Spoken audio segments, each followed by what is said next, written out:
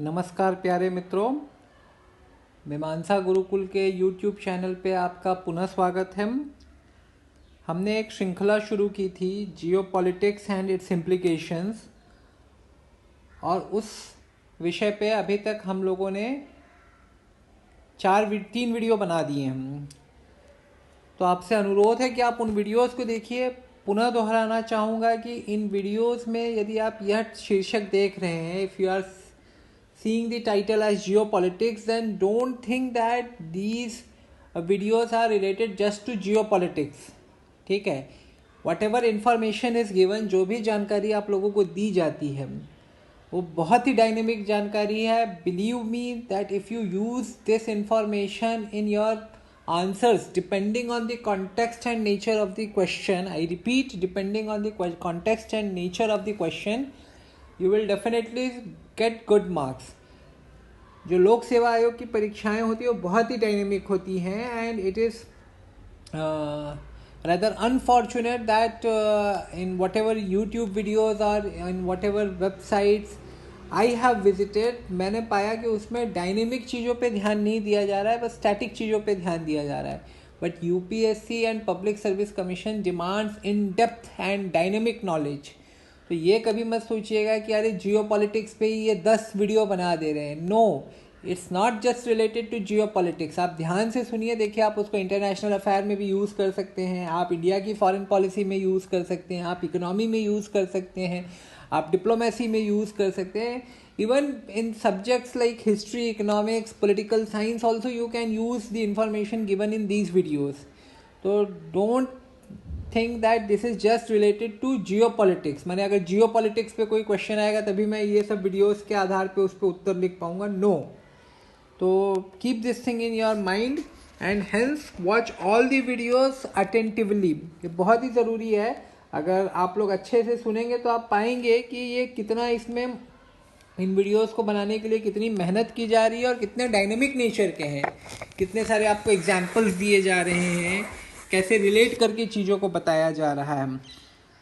तो अभी तक देखिए हम लोगों ने डेफिनेशन देख लिया था, ओवरव्यू इसका देख लिया था, फिर उसके बाद प्री मॉडर्न टाइम्स. अब देखिए ये सब आपका हिस्टोरिकल हो गया. ठीक है, प्री मॉडर्न टाइम्स में हिस्ट्री से रिलेटेड कोई क्वेश्चन आ जाता है तो इसमें आप बता सकते हैं, एक जियो पॉलिटिक्स का एंगल बता सकते हैं. तो आप ये सब वीडियोस ध्यान से सुनिए, आपको खुद स्वयं पता चलेगा कि कैसे अलग अलग प्रश्नों में आप इस इंफॉर्मेशन को यूज़ कर सकते हैं, कैसे अलग अलग विषयों में आप इस इंफॉर्मेशन को यूज़ कर सकते हैं. तो that is why it is a humble request कि आप लोग ध्यान से सुनिए और अपने कमेंट्स भी कीजिए, ताकि हमें भी पता चल सके कि हम कैसा कर रहे हैं, हाउ वी आर डूइंग. ठीक है, उसके बाद फिर हम लोगों ने थोड़ा मॉडर्न टाइम्स में देखा था. इसमें हम लोगों ने देखिए कश्मीर के ऊपर चर्चा की थी, बांग्लादेश के ऊपर चर्चा की थी. ये बहुत ही एक इम्पॉर्टेंट टॉपिक है, इस पर अक्सर क्वेश्चंस आते रहते हैं और आगे भी आएंगे, क्योंकि चाइना एंड इंडिया दोनों बहुत ही इकोनॉमिकली पावरफुल हो चुके हैं, दोनों नेबर्स हैं. And rising China is always an expansionist China, aggressive होता है. इस कंट्री का एक जो अगर आप हिस्टोरिकल इवोल्यूशन देखेंगे तो it has always been an aggressive country. तो ये तो होना ही है. तो अभी देखिए क्वाड बना हुआ है, फिर ऑस्ट्रेलिया, यूके एंड यूएस ने एक डील की हुई है, न्यूक्लियर सबमरीन दे रहे हैं. इन सब पे हम लोगों ने पहले ही चर्चा कर ली है.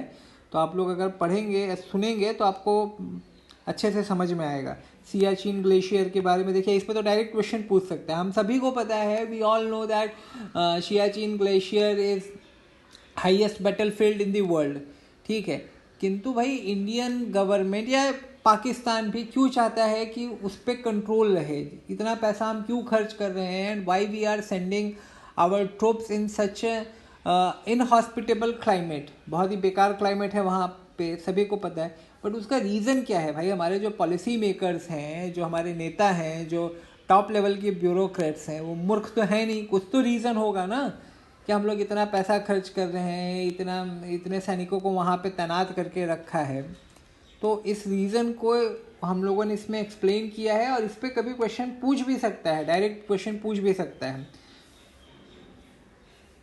चलिए, अब आज के वीडियो में हम चर्चा करेंगे कि जो इंडिया का जो जियो पॉलिटिकल सिनेरियो है, यानी इंडिया के जो नेबर्स हैं उनसे हम लोग जुड़े हुए हैं। हम लोगों ने पहले ही चर्चा की थी कि जियो politics is about geographical factors and factors associated with geography, like आपका क्लाइमेट हो गया, नेचुरल रिसोर्सेज हो गए, कल्चर हो गया, डेमोग्राफी हो गया। तो जो हमारे पड़ोसी देश हैं उनका जो कल्चर है, उनकी जो डेमोग्राफी है, उनका जो नेचुरल रिसोर्सेज है और जो जियोग्राफिकल फैक्टर्स हैं लाइक हिमालय हो गया, पानी के जो रिसोर्सेज हैं, ये सब चीज़ें इम्पैक्ट करेंगी इंडिया को भी। तो देखिए, सबसे पहली बात तो आजकल हम सभी को पता है कि अफ़गानिस्तान में बहुत ही टर्बुलेंट सिचुएशन है। तालिबान ने वहाँ पे अधिकार जमा लिया है, अमेरिका वहाँ से हट चुका है एंड वहाँ पे तो ह्यूमैनिटेरियन क्राइसिस है ही, साथ ही में it is a dangerous situation for India. India Afghanistan में इसने काफ़ी मैंने पीस इनिशिएटिव्स लिए थे, पार्लियामेंट बिल्डिंग बनवाई थी, रोड कंस्ट्रक्शन में, हॉस्पिटल में, वैक्सीनेशन में, फूड असिस्टेंस में बहुत हेल्प किया था। किंतु तालिबान जो है it is supported by Pakistan, ठीक है। अब वहाँ पे तालिबान का अधिकार हो चुका है। तो आखिर पाकिस्तान ने तालिबान को क्यों बनाया है? The reason is the question that should come in your mind, why Taliban is being supported by Pakistan. Taliban is a deadly organization, ठीक है, टेररिस्ट पैदा करता है। उसने अल-कायदा को सपोर्ट किया था, तो अल-कायदा को नष्ट करने के लिए यूएस ने अफ़गानिस्तान पे अटैक किया, जिसमें तालिबान का भी नुकसान हुआ। तालिबान को सत्ता से हटना पड़ा, पदच्युत होना पड़ा। तो क्या कारण क्या है कि पाकिस्तान को कहा जाता है कि it's haven for terrorist activities. Pakistan आप देखिए FATF के ग्रे लिस्ट में भी है। FATF, इस पर भी क्वेश्चन आ सकता है, फाइनेंशियल एक्शन टास्क फोर्स क्या है?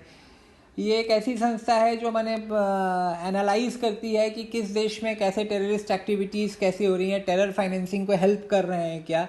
यदि ऐसा होता है, पाया जाता है किसी देश के अगेंस्ट, ऐसे प्रूफ्स मिलते हैं कि they are indulging in terror financing और in creating in terrorist infrastructure, then sanctions are imposed. उनके ऊपर कुछ प्रतिबंध लगाए जाते हैं, कुछ आर्थिक अवरोध उत्पन्न किए जाते हैं। लाइक उनको लोन सस्ते दर में नहीं मिलेगा, लोन पहली बात मिलेगा तो सस्ते दर पे नहीं मिलेगा।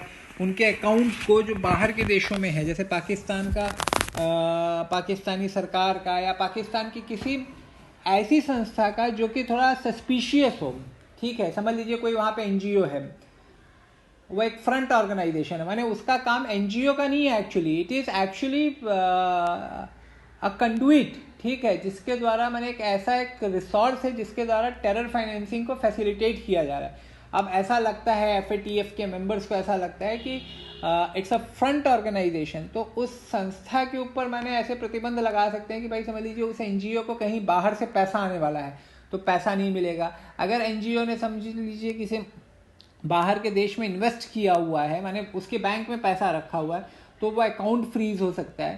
तो FATF की ग्रे लिस्ट में है Pakistan. Actually India wants it to be in black list, but वो ग्रे लिस्ट में है। अभी वो भी इम्प्रूवमेंट लेके आ रहा है अपने, क्या बोलते हैं, जो परसेप्शन है। Pakistan wants to change the perception. Why it wants to change the perception? Because जो आर्थिक स्थिति है पाकिस्तान की वो इस समय काफ़ी डामाडोल है।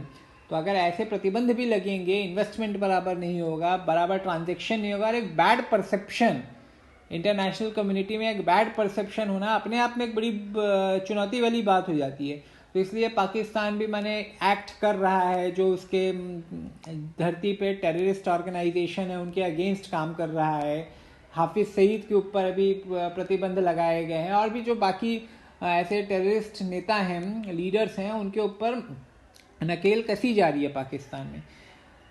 ये तो हो गया आपका इंट्रोडक्शन। बट क्यों ऐसा पाकिस्तान ने तालिबान को बनाया क्यों? सबसे पहला क्वेश्चन आता है, पाकिस्तान ने तालिबान को बनाया क्यों? तो यहाँ पे देखिए आपका जियोपॉलिटिक्स काम आता है। जियोपॉलिटिक्स क्या हो जाती है यहाँ पे कि देखिए जो लाहौर है वो अमृतसर से, लाहौर जो है वो अमृतसर से अराउंड, लाहौर टू अमृतसर,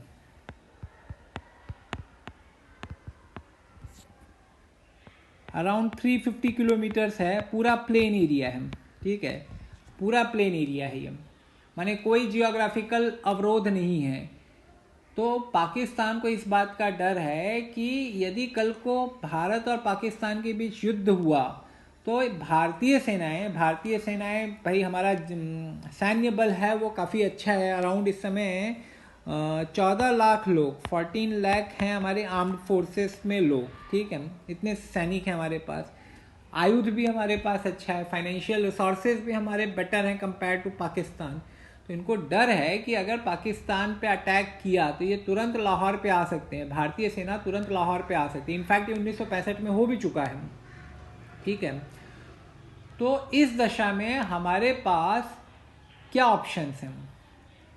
तो इसके लिए हमको एक स्ट्रेटेजिक बैकयार्ड चाहिए। स्ट्रेटेजिक बैकयार्ड माने ऐसी जगह जहाँ पे हम अपने जो क्रिटिकल रिसोर्सेस हैं, क्रिटिकल रिसोर्सेस माने जो हमारे इक्विपमेंट्स हैं, हमारे जो तोप हैं, हमारे जो प्लेन्स हैं, जो भी ऐसे माने वॉर इक्विपमेंट्स हैं और जो हमारी सेना है, उसको हम जहाँ पे रख सकें। भारत के पास देखिए, अगर आप अमृतसर से देखिए तो कलकत्ता के आगे नॉर्थ ईस्ट कितना बड़ा विस्तृत भूभाग भारत के पास अवेलेबल है, किंतु पाकिस्तान के पास इतना बड़ा भूभाग नहीं है।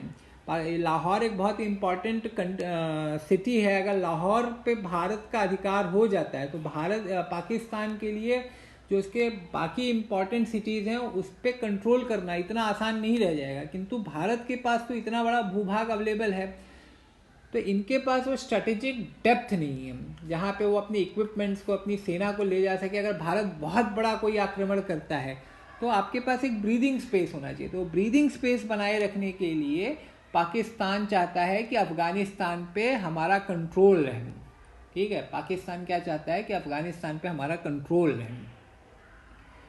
इसमें एक तो ये फैक्टर है। दूसरा फैक्टर क्या है कि 1979 में, इस पे पहले भी हम लोगों ने चर्चा की थी, 1979 में रशिया, कम्युनिस्ट रशिया या यूएसएसआर कह लीजिए, सोवियत संघ, उसने अफ़गानिस्तान पे आक्रमण किया था। वहाँ पे जो कम्युनिस्ट सरकार थी उसके अगेंस्ट विरोध हो गया था, विद्रोह हो गया था। तो उस विद्रोह को दबाने के लिए सोवियत संघ ने हमला किया था अफ़गानिस्तान पे। इसके पीछे भी जियोपॉलिटिक्स काम कर रही है। इस पर हम लोगों ने पहले की वीडियो में चर्चा की है कि ग्वादर पोर्ट जो है, इस पे इनकी भी नज़र थी। देखिए, सिर्फ एक कारण नहीं होता है, ऐसा नहीं है कि सिर्फ ग्वादर पोर्ट पे अधिकार जमाना था इसके लिए रशिया या सोवियत संघ ने हमला कर दिया। There are always multiple reasons behind the phenomena. But Russia के पास वार्म वाटर पोर्ट नहीं है, गर्म पानी का कोई बंदरगाह नहीं है। ये रशिया के साथ एक बड़ी समस्या है। तो ये चाहते थे कि ग्वादर पोर्ट पे हम लोगों का अधिकार हो, हमारे एरिया, स्फीयर ऑफ इन्फ्लुएंस में आ जाए, ठीक है। तो ग्वादर पोर्ट इनके लिए भी एक महत्वपूर्ण स्थान था। तो इनको लगा कि अगर समझ लीजिए अफ़गानिस्तान पे हमारा अधिकार रहता है, वहाँ पे हमारी सरकार के अधीन, जो वहाँ की सरकार है वो हमारी सरकार के अधीन काम कर रही है, फिर हमारा पाकिस्तान के साथ भी अच्छा संबंध होगा। इनफैक्ट अभी देखिए वापस रशिया और पाकिस्तान के संबंध अच्छे हो रहे हैं। अगर आप न्यूज़ फॉलो करते होंगे तो both countries are coming together and Russia is not feeling good. India जो यूएस के, रशिया को क्या लग रहा है कि India is getting too close to US, ठीक है। अमेरिका के साथ हमारे संबंध बहुत अच्छे हो रहे हैं। तो देखिए अभी इस समय क्या हो रहा है कि रशिया, चाइना और पाकिस्तान, इनके संबंध आपस में अच्छे हो रहे हैं। इसके पीछे बहुत सारे कारण हैं। चाइना को एनर्जी चाहिए, एनर्जी रशिया के पास बहुत है। देखिए अब ये सब बातें जो है ना बहुत ही डायनेमिक हैं। These are very dynamic talks, whatever I am telling you it is very dynamic, ठीक है। मैंने रशिया को क्या चाहिए? रशिया को चाहिए पैसा, इन्वेस्टमेंट चाहिए। रशिया की भी इकोनॉमिक सिचुएशन बहुत अच्छी नहीं है। चाइना के पास है बहुत पैसा, इन्वेस्टमेंट के लिए बहुत पैसा उनके पास, उनको चाहिए एनर्जी। रशिया के पास दुनिया के सबसे बड़े भंडार हैं ऑयल एंड गैस के, ठीक है। और यूरोप में, अभी तक तो यूरोप में सप्लाई करता था, लेकिन धीरे धीरे यूरोपियन देश क्या सोच रहे हैं कि रशिया को यदि पिछाड़ना है तो पहले तो उसको जहाँ से पैसा मिलता है ऑयल एंड गैस से, तो उस पर आप प्रहार कीजिए, ठीक है। तो वो लोग अपनी एनर्जी सोर्सेस को डाइवर्सिफाई कर रहे हैं, अन्य देशों से लेने का प्रयास कर रहे हैं, या जैसे कि धीरे धीरे आपका कन्वेंशनल सोर्सेस ऑफ जो एनर्जी है उससे हट के लोग अब नॉन कन्वेंशनल की तरफ जा रहे हैं, लाइक सोलर एनर्जी की तरफ। तो रशिया के पास तो ये दिक्कत हो रही है ना कि पैसा कहाँ से आए, तो इसके लिए वो चाइना की तरफ जा रहा है। और भारत के साथ संबंध अच्छे थे, अभी भी हैं, किंतु उसको लग रहा है कि हम अमेरिका के साथ बहुत अच्छा संबंध हमारा बनते जा रहा है। क्वाड में हैं हम लोग, दुनिया भर की जगहों पे हम लोग हैं, न्यूक्लियर ग्रुप में हमको शामिल करवाया गया अमेरिका द्वारा। तो देर आर मल्टीपल फैक्टर्स, सब देखिए जियो politics and very dynamic thing. तो पाकिस्तान ने इसलिए तालिबान को, हाँ, तो 1979 में कम्युनिस्ट रशिया ने अटैक किया अफगानिस्तान पे। तो उस समय कैसा था कि यूएस और रशिया, सोवियत संघ, बार बार मुंह से रशिया निकल जा रहा है, सोवियत संघ, यूएसएसआर, ठीक है, यूएस एंड यूएसएसआर के बीच में एक बहुत बड़ा आइडियोलॉजिकल कॉन्फ्लिक्ट था, विचारधारा का जिसे टकराव कहते हैं वो आप कह सकते हैं। अमेरिका को यह इस बात का डर था कि जो कम्युनिस्ट यूएसएसआर है ये पूरी दुनिया में कम्युनिस्ट शासन लाना चाहता है। एंड इनफैक्ट वो चाहते भी थे, जो उनके प्रमुख नेता थे एक ट्रॉट्स्की, जो कि 1917 की रूसी क्रांति में जिनकी महत्वपूर्ण भूमिका थी, वो चाहते थे, he wanted to export communism to other countries, ठीक है। और अमेरिका में जो कैपिटलिस्ट लोग थे, लिबरल लोग थे, they hated communism from the bottom of their heart, ठीक है। तो वो नहीं चाहते थे कि ऐसा कुछ हो, कम्युनिज्म का प्रचार प्रसार हो। तो उस चक्कर में जो कोल्ड वॉर हुआ था, कोल्ड वॉर पे भी हम वीडियो बनाएंगे, बहुत ही इंटरेस्टिंग टॉपिक है। तो कोल्ड वॉर जो भी हुआ, तो उस दौरान ये दोनों देश अपने एक दूसरे को बहुत ही संदेह के दृष्टिकोण से देखते थे। तो अमेरिका को लगा कि ये कम्युनिज्म को बढ़ा रहा है, रशिया अफगानिस्तान पर अटैक कर रहा है, और Afghanistan is a very important area in the world, ठीक है। इस पर भी हम चर्चा करेंगे। I don't want to extend the video too much, but यही होता है ना, बहुत ज़्यादा मीन्स इन्फॉर्मेशन तो बहुत अधिक है, पता भी है हमें थोड़ा बहुत, तो हम देना चाहते हैं, किंतु वीडियो भी बड़ा ना हो, तो उसको ध्यान में रखते हुए। तो अमेरिका को लगता था कि कम्युनिज्म को बढ़ाने का इनका प्रयास है, तो अमेरिका ने वहाँ पे मुजाहिदीन को बढ़ाना शुरू किया ताकि अफगानिस्तान में रशिया का प्रभाव, यूएसएसआर का प्रभाव ना रहे, उन्हें हराया जाए, ठीक है। तो मुजाहिदीन को बढ़ाना शुरू किया अमेरिका ने, और इसमें पाकिस्तान ने भी उसका साथ दिया। और उसके लिए, माने मुजाहिदीन को बढ़ाए रखने के लिए इन लोगों ने रिलीजन, धर्म का प्रयोग किया, जिहाद का, धर्म का, ठीक है। पाकिस्तान ऐसा क्यों चाहता था? पाकिस्तान के दो कारण थे। एक तो उसको अफगानिस्तान पे अपना प्रभुत्व चाहिए था, दूसरी बात वह अमेरिका का एक बहुत ही विश्वस्त साथी बन गया, एक विश्वस्त साथी बन गया, ताकि अमेरिका से जो फंड मिल सकता है, जो इन्वेस्टमेंट हो सकता है, वह मिल सके। तो देखिए, अमेरिका पाकिस्तान के बीच काफ़ी अच्छा संबंध था। कई बार हमको ऐसा लगता है कि डिप्लोमेटिकली, मैंने पाकिस्तान की जो डिप्लोमेसी है, जो फॉरेन पॉलिसी है, it's better than India. Many a times we may feel this thing, but अगर आप देखिए, मैंने किसी डिप्लोमैट का या किसी पुस्तक में पढ़ा था कि अगर उनकी पॉलिसी इतनी अच्छी होती तो पाकिस्तान दो टुकड़ों में नहीं बढ़ जाता, बांग्लादेश और जो अभी का पाकिस्तान है। FATF का जो सैंक्शन लगा हुआ है वो नहीं होता। पाकिस्तान को माना जाता है कि आतंकवाद का गढ़ है, सच ए बैड परसेप्शन, वह नहीं होता। और उसकी जो इकोनॉमिक सिचुएशन यदि आप देखेंगे, बहुत ही बुरी हालत है, ठीक है। आप लोगों ने देखा ही होगा कि बीच में सऊदी अरब के जो प्रिंस थे वो गए थे पाकिस्तान, तो उनकी कार चलाने के लिए खुद इमरान खान उनकी कार चला रहे थे, ठीक है। इट्स नॉट लाइक कि इमरान खान ड्राइवर बन गए थे, ये कहने का अर्थ नहीं है, किंतु मैंने उनको कितने अच्छे से हम वेलकम कर दे ताकि हमको उनसे कुछ आर्थिक लाभ मिल जाए, कहने का ये अर्थ है। It is not mean to say that कि इमरान खान उनके ड्राइवर बन गए थे। तो देखिए, इसमें पाकिस्तान के यह निहित स्वार्थ थे। उसके बाद देखिए, तालिबान एंड कल्चरल एस्पेक्ट्स, पहले भी हम लोगों ने बात की थी कि जो कल्चरल एस्पेक्ट है वो जियो पॉलिटिक्स में एक बहुत ही महत्वपूर्ण घटक है, कारक है। तो यहाँ पे जो पश्तून लोग हैं अफ़गानिस्तान में, आप जाएंगे अफ़गानिस्तान और पाकिस्तान के बीच में जो बॉर्डर है, इनफैक्ट तालिबान पश्तून भाषा का ही शब्द है, लड़ाका जिसे कहते हैं ना, फाइटर्स, ये पश्तून भाषा का ही शब्द है। तो जो अफ़गानिस्तान और पाकिस्तान के बीच जो बॉर्डर है, बॉर्डर के दोनों तरफ पश्तून लोग हैं। And they are very fierce people, tribal people, means जो अपनी कम्युनिटी को, अपनी क्लैन को, पश्तून संस्कृति को बहुत अक्षुण्ण रखना चाहते हैं, बहुत प्रेम करते हैं। माने वो अपने आप को अफगान या पाकिस्तानी नहीं समझते, वो अपने को पहले पश्तून समझते हैं। उसके बाद ठीक है, जो डूरंड लाइन है, आप लोगों ने सुना होगा, डूरंड लाइन पे भी कॉन्फ्लिक्ट है। जो डूरंड लाइन है, जो पाकिस्तान एंड अफगानिस्तान के बीच में है, यह पूरा क्षेत्र पश्तून डोमिनेटेड क्षेत्र है, और ये लोग डूरंड लाइन को नहीं मानते हैं। इनको लगता है ये एक आर्टिफिशियल कंस्ट्रक्ट है। ब्रिटिश एक ऑफिसर डूरंड ने हम दोनों के बीच में, हम दोनों मीन्स हम लोगों को बांट दिया है। डूरंड लाइन पे पाकिस्तान एंड अफगानिस्तान का कॉन्फ्लिक्ट चलते रहता है। पश्तून लोग नहीं मानते हैं इसे, किंतु जो बाकी लोग हैं वो मानते हैं, जैसे पंजाबी लोग हो गए, सिंधी लोग हो गए, बलूच लोग हो गए, वो मानते हैं। भाई दोनों देश तो अलग ही है ना। भाई ये थोड़ी कभी चाहेंगे, पंजाबी लोग थोड़ी कभी चाहेंगे कि पश्तून लोगों का डोमिनेंस हो जाए, या सिंधी लोग थोड़ी चाहेंगे वहाँ के कि पश्तून लोगों का डोमिनेंस हो जाए। तो ये एरिया के लोग नहीं चाहते हैं, ठीक है। तो पाकिस्तान ने इन पश्तून लोगों को जो बॉर्डर एरिया पे हैं, ठीक है, उनकी कल्चरल एस्पेक्ट्स को यूज़ किया तालिबान को खड़ा करने के लिए। तो देखिए ये आपको जियोपॉलिटिकल एस्पेक्ट दिख रहा है। तो जो पश्तून लोग हैं, इनको पाकिस्तानी मदरसों में ट्रेन किया गया, सऊदी अरब से इनके पास पैसा आया, अमेरिका ने ट्रेनिंग दी इनको इक्विपमेंट्स दिए, जो तालिबान में परिवर्तित हुआ, ठीक है। तो इन तालिबानी लोगों ने बाद में अफगानिस्तान पे अधिकार जमा लिया। अच्छा, जब 2001 में जो घटना हुई, जो वर्ल्ड ट्रेड सेंटर को गिराया गया, तो उसके बाद अमेरिका ने वॉर अगेंस्ट टेरर शुरू कर दिया। ऑपरेशन डेजर्ट स्टॉर्म के बारे में आप लोगों ने सुना होगा।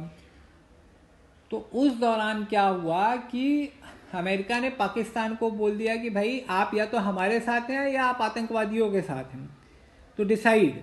एंड पाकिस्तान की सिचुएशन बहुत ही ख़राब हो गई कि उसको फिर क्या करना पड़ा। उसको जो तालिबान जिसको खड़ा करने में उसने इतनी सहायता की थी, उसके अगेंस्ट ऑपरेशंस करने पड़े। अपनी भूमि से, माने पाकिस्तान की भूमि से अमेरिकन ड्रोन्स जाते थे, रॉकेट्स जाते थे, जो तालिबानियों पे हमला करते थे, ठीक है। तो इसके कारण क्या हो गया कि जो पश्तून लोग, देखिए तालिबान में कौन थे, पाकिस्तानी पश्तून भी थे, अफगानिस्तान के भी पश्तून थे, और इन लोगों में, पश्तूनों में, ये अफगानिस्तान वाली फीलिंग या पाकिस्तान वाली फीलिंग नहीं है। उनको पहले लगता है हम पश्तून लोग हैं, उसके बाद जो है सो हैं। तो उसके कारण पाकिस्तानी तालिबान का जन्म हुआ, जो पाकिस्तानी स्टेट के अगेंस्ट था। क्यों अगेंस्ट था? क्योंकि पाकिस्तानी भूमि का इस्तेमाल करते हुए अमेरिका उनके ऊपर आक्रमण कर रहा था, उनके लोगों पे आक्रमण कर रहा था।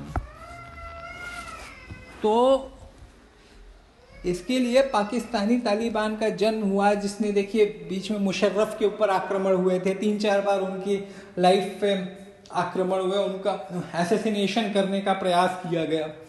तो जिसे कहते हैं ना फ्रैंकस्टीन मॉन्स्टर, तो तालिबान को खड़ा करने में पाकिस्तान ने सहायता किया। वही तालिबान उनके अगेंस्ट, पाकिस्तानी तालिबान उनके अगेंस्ट काम कर रहा है। अब इमरान खान चाहते हैं कि उसका सफाया, लेकिन देखिए कुछ लोग ऐसे भी हैं पाकिस्तानी आर्मी में, एस्टेब्लिशमेंट में ऐसे भी, अब देखिए ये सब डायनेमिक इन्फॉर्मेशन है, उसके इस्टेब्लिशमेंट में ऐसे भी लोग हैं जो चाहते हैं डबल गेम खेल रहे हैं। डबल गेम माने अमेरिका को तो कह रहे हैं कि हाँ हम आपके साथ हैं, हम तालिबान का खात्मा करेंगे, किंतु तालिबान को वो अंदर से ही सपोर्ट कर रहे हैं। क्यों सपोर्ट कर रहे हैं? क्योंकि उनको अफगानिस्तान पे अधिकार, माने अधिकार, डायरेक्ट अधिकार नहीं रखना है, पपेट गवर्नमेंट रखनी है। तालिबान वो सोचते हैं कि तालिबानी हमारे पपेट होंगे, कठपुतली होंगे, ताकि भारत के इन्फ्लुएंस को अफगानिस्तान में कम किया जा सके, ठीक है। जो पिछली सरकार थी, हामिद करजई की जो सरकार थी, वो माने हमारे संबंध काफ़ी अच्छे चल रहे थे। पीस इनिशिएटिव में अफगान लोगों के मन में भारत के प्रति एक सम्मान की भावना है, किंतु पाकिस्तान ये कभी नहीं चाहेगा, जैसे कि हम लोगों ने पहले ही चर्चा की थी कि जियोपॉलिटिकली इनको एक स्ट्रेटेजिक बैकयार्ड चाहिए, जो कि अफगानिस्तान पाकिस्तान के लिए बन सकता है।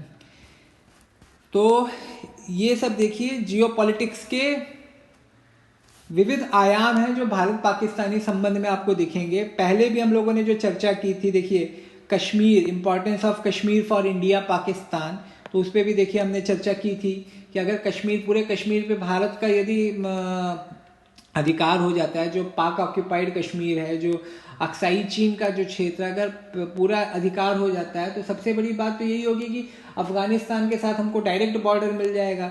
जब अफगानिस्तान के साथ हमको डायरेक्ट बॉर्डर मिल जाएगा और अफगानिस्तान में समझ लीजिए सिचुएशन अच्छी है, माने फ्रेंडली गवर्नमेंट है, इस पर हम आगे चर्चा करेंगे जब हम इस पॉइंट पे आएंगे, लेकिन अगर फ्रेंडली गवर्नमेंट है वहाँ पे तो हमको सेंट्रल एशियन रिपब्लिक्स जैसे ताजिकिस्तान हो गया, तुर्कमेनिस्तान हो गया, कजाकिस्तान हो गया, किर्गिजिस्तान हो गया, इनके साथ संबंध को प्रगाढ़ करने में बहुत सहायता मिलेगी।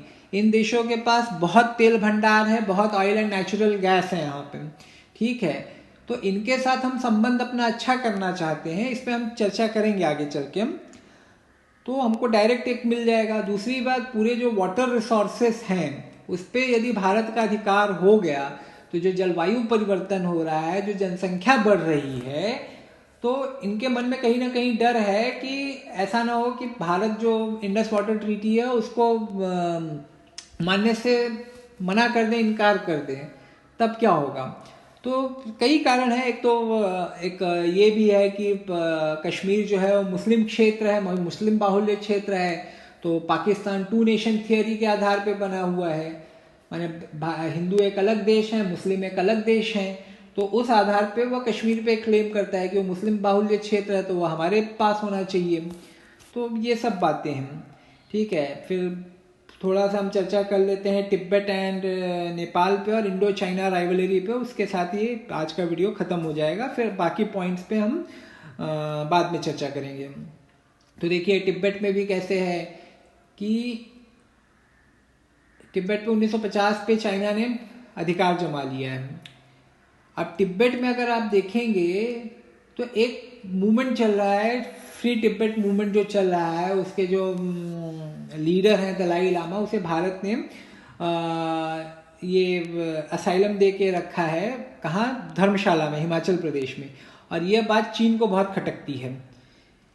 अब तिब्बत कहता है कि हमको अलग होना है, किंतु धीरे धीरे चीन ने ऐसी परिस्थितियां उत्पन्न कर दी हैं कि तिब्बत चाइनीज इकोनॉमी के साथ, चाइनीज देश के साथ पूरी तरह उसका इंटीग्रेशन होते जा रहा है। कैसे इंटीग्रेशन होते जा रहा है, तिब्बत एक बहुत ही डिफिकल्ट एरिया है, किंतु चाइना ने टेक्नोलॉजिकल माने कह सकते हैं ना, एक उन्होंने सुपर सक्सेस प्राप्त कर ली है वहाँ पे। कैसे सुपर सक्सेस प्राप्त कर ली है, उस वहाँ पे रेल का जाल बिछा दिया है, रोड बना दिए हैं वहाँ पे।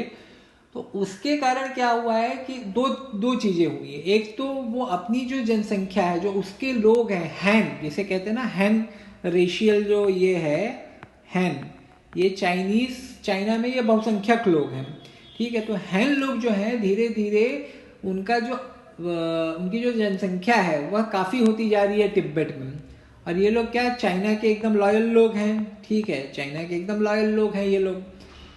तो तिब्बत में उनका अधिकार, उनकी जनसंख्या बढ़ती जा रही है। साथ ही में चाइना का जो गुड्स हैं, चाहे जो भी सामान हो जाए, कंज्यूमर इलेक्ट्रॉनिक्स हो जाए, एग्रीकल्चरल गुड्स हो जाए, इंडस्ट्रियल गुड्स हो जाए, वह रेल रोड के कारण तिब्बत में आ रहे हैं।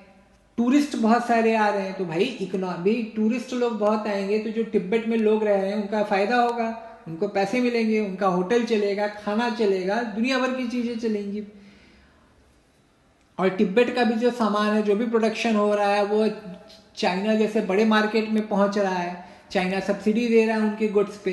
तो there are so many factors involve, ठीक है। तो इसको क्या डर है, चाइना को क्या डर है कि समझ लीजिए कल को तिब्बत में, जैसे कि अभी हम लोगों ने देखा अफगानिस्तान पे, जब पाकिस्तान फ्रेंडली गवर्नमेंट है जो आज तालिबान की, तो देखिए भारत की ऑप्शंस, भारत के पास अब बहुत कम विकल्प बचे हुए हैं। हम लोग सेंट्रल एशियन रिपब्लिक्स के पास नहीं जा सकते, इनके पास आसानी से नहीं जा सकते। फिर तालिबान स्वयं एक टेररिज्म का गढ़ है, तो इस बात की चिंता है भारतीय नीति निर्माताओं में कि कश्मीर पे अब वो लोग ज़्यादा एक्टिव हो सकते हैं, स्लीपर सेल्स उनके एक्टिव हो सकते हैं। तो चीन को भी इसी बात का डर है कि यदि तिब्बत पे, समझ लीजिए भारत तिब्बत की सहायता कर रहा है, दलाई लामा की सहायता कर रहा है, या उसको सहायता तो नहीं कर रहा है, भारत कभी चीन विरोधी गतिविधियों को अपनी भूमि से भूमि पर नहीं चलने देता है, निर्वासन दे के रखा है, किंतु पॉलिटिकल एक्टिविटीज़ नहीं अलाउड है। लेकिन चीन को लगता है, या ऐसे होता भी है कि ये सब तो कहने वाली बातें होती है, आगे हाथी के दांत दिखाने के कुछ और होते हैं, खाने के कुछ और होते हैं। तो पीछे से हो सकता है कि भारत कुछ सहायता कर रहा हो चीन विरोधी गतिविधियों में। और समझ लीजिए कल को ऐसा कुछ हुआ, ऐसी परिस्थितियां बनी कि तिब्बत जो है वह स्वतंत्र हो गया, चीन के अधिकार से निकल गया, तो जो तिब्बत की सरकार रहेगी वो भारत के प्रति उसका अच्छा ही दृष्टिकोण होगा, राइट, क्योंकि भारत ने सहायता की है।